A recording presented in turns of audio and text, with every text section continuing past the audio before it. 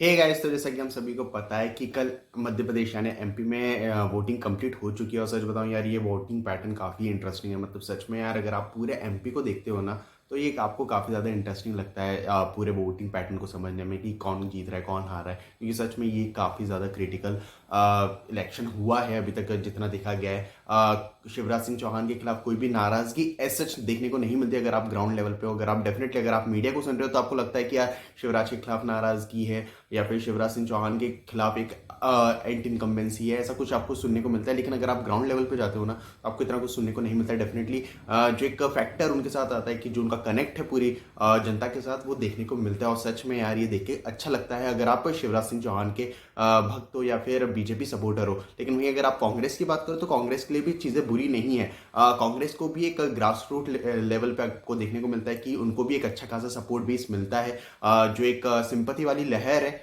कमलनाथ के साथ, वो आपको देखने को मिलती है, जो कि काफ़ी इंटरेस्टिंग है।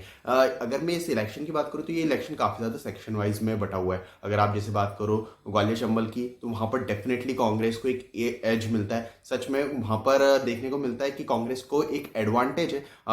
ज्योतिरादित्य सिंधिया डेफिनेटली बीजेपी के साथ जा चुके हैं, लेकिन फिर भी बीजेपी को ज़्यादा कुछ बड़ा फायदा होते हुए दिखता नहीं है वहाँ पर। गुना की जो एक सीट है, वो काफ़ी ज़्यादा इंटरेस्टिंग सीट है। देखने लायक होगा कि वहाँ बीजेपी जीती है कांग्रेस, क्योंकि बीजेपी का वो एक गढ़ रहा है। अगर आप बात करो विधानसभा की, लेकिन अगर आप बात करो लोकसभा की, तो लोकसभा में वो एक कांग्रेस का गढ़ माना जाता था, क्योंकि वहां से ज्योतिरादित्य सिंधिया चुनाव लड़ते थे। लास्ट टाइम वो चुनाव हारे हैं, लेकिन उससे पहले वो ज्योतिरादित्य सिंधिया का गढ़ माना जाता था। तो वो भी एक इंटरेस्टिंग फैक्टर डेफिनेटली रहने वाला है। जहाँ तक बात है, अगर आप बात करो मालवा सेक्टर की, निमाड़ मालवा की, तो वहाँ पर डेफिनेटली बीजेपी बहुत ज़्यादा एज है वहाँ पर। बीजेपी काफ़ी बड़ी लीड लेने वाली है डेफिनेटली, जब से कैलाश विजयवर्गीय आए हैं। तो इंदौर का जो पूरा सीट है, जो 5-6 सीट है, वहाँ पर एक अलग सी माहौल बन चुका है बीजेपी के लिए। डेफिनेटली राऊ की सीट पे काफ़ी ज़्यादा क्रिटिकल रहने वाला है, क्योंकि वहाँ से चुनाव लड़ रहे हैं जीतू पटवारी। और जीतू पटवारी का जीतना ऑलमोस्ट तय है वो बात अलग है कि जो उनके ओपोनेंट है जो बीजेपी से लड़ रहे हैं, वो उनके रिश्तेदार ही हैं। इसके बारे में ज़्यादा डिटेल में नहीं जाऊँगा, जिनको पता है उनको पता होगा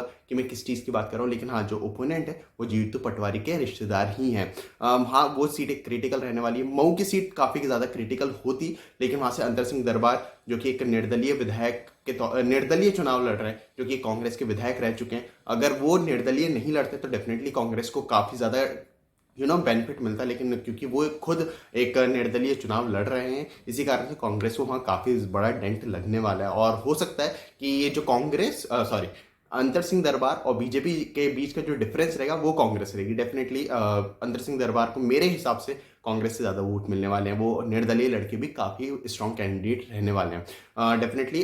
जो इंदौर 1 की सीट है, वहाँ से खुद कैलाश विजयवर्गीय लड़ रहे हैं चुनाव, और मेरे हिसाब से वो चुनाव जीत जाएंगे। ऑल दो अभी वहाँ के जो करंट विधायक हैं वो कांग्रेस के हैं, लेकिन मुझे नहीं लगता कि वो रिपीट करने वाले हैं। कैलाश विजयवर्गीय काफ़ी आराम से वो सीट निकाल देंगे, और इंदौर की लगभग सभी सीटों पे उनका एक छत्र राज रहा है, और मेरे ख्याल से वो काफ़ी आराम से वहाँ की सीटें निकाल देंगे।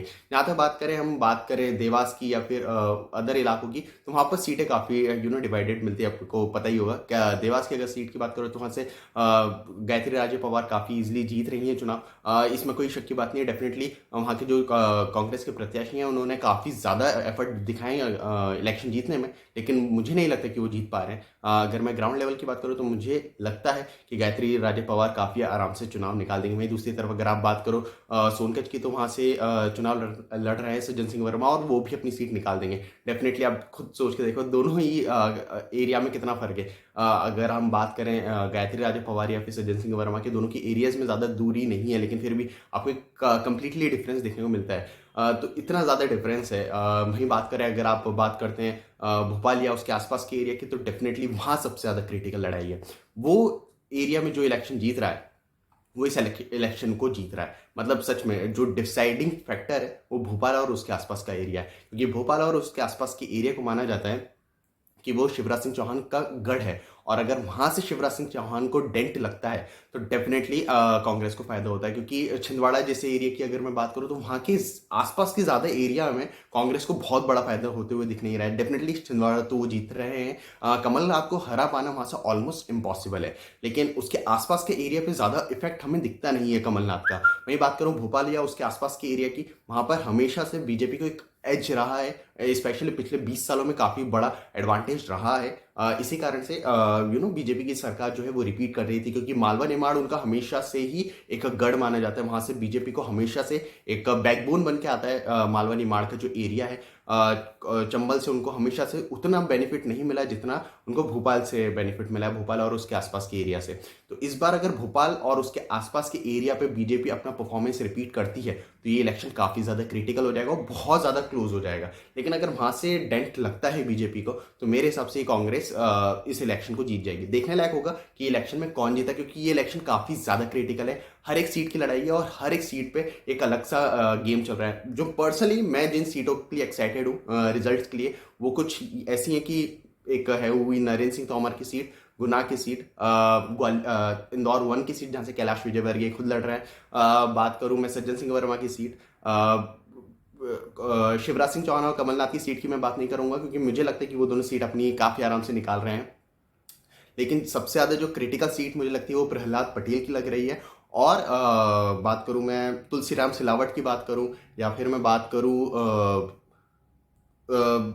एक दो सीट और हैं जिनके अभी नाम मुझे एकदम से क्लिक नहीं हो रहे, लेकिन हाँ मैं इन सीटों के लिए काफ़ी ज़्यादा एक्साइटेड हूँ कि इन सीटों पे क्या होने वाला है, क्योंकि ये सीट डिसाइड कर सकती हैं कि एमपी का भविष्य क्या होने वाला है। बाकी आपको क्या लगता है एमपी का इलेक्शन कौन जीत रहा है, मुझे कमेंट्स पे ज़रूर बताना। बाकी मिलते हैं अगले वीडियो में, तब तक के लिए जय हिंद, जय भारत।